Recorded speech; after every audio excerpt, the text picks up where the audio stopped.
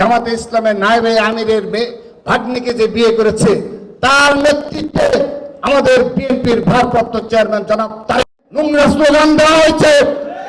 আমরা সতর্ক করছি, এই মিটফুটে ঘটনায় আবারও ক্ষুব্ধ ব্যথিত দাবি করছি। ইতিমধ্যে দেরি অনেক সময় ক্ষেপণ হলেও নির্দলীয় সরকার সেই ধরনের ভূমিকা পালন করছে, তারা সন্ত্রাসীদের বিচারের আওতায় নিয়ে আসছে।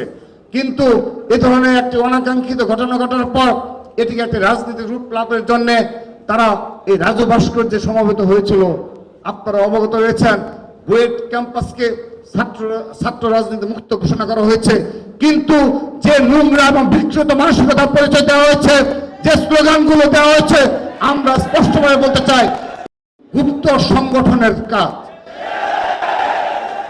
এবং এই শিক্ষার্থীদের যারা সাধারণ শিক্ষার্থী রয়েছে, এই সাধারণ শিক্ষার্থীদের সাথে এ ধরনের বিকৃত মানসিকতার স্লোগানের কোনো সম্পর্ক নেই।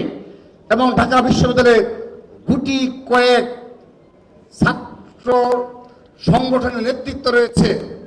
আমি আবারও বলছি, জামাতে ইসলামের নায়েবে আমিরের ভাগ্নিকে যে বিয়ে করেছে তার নেতৃত্বে আমাদের বিএনপির ভারপ্রাপ্ত চেয়ারম্যান জনাব তারেক নোংরা স্লোগান দেওয়া হয়েছে। আমরা সতর্ক করছি।